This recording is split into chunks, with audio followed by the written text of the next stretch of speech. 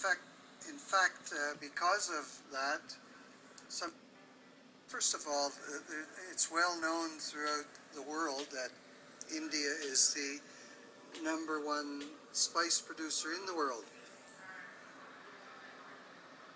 And India has a history of spices that go way back to the Middle Ages.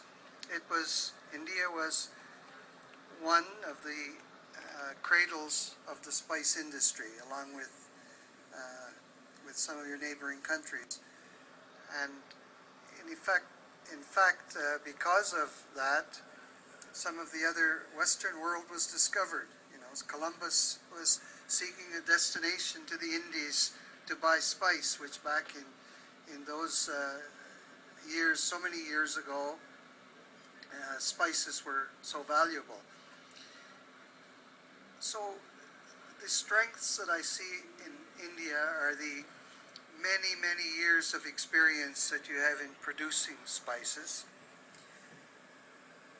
I also see that India now, among the spice producing countries, is in the forefront of adapting to the new standards. I did a tour of a plant here in Kerala not so long ago, and when we toured that plant, we were dressed like doctors and nurses.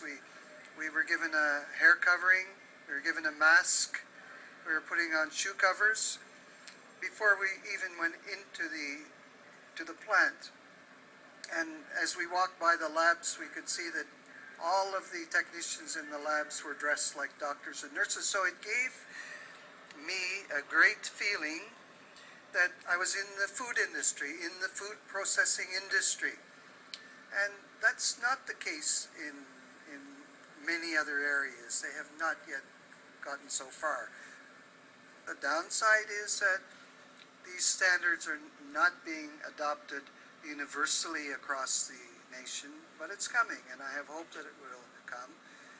Another great potential for India. You see, there's the traditional spice trade, which is the masalas that we shake on to our food or we mix up with our food. And that industry alone in India is approximately $20 billion.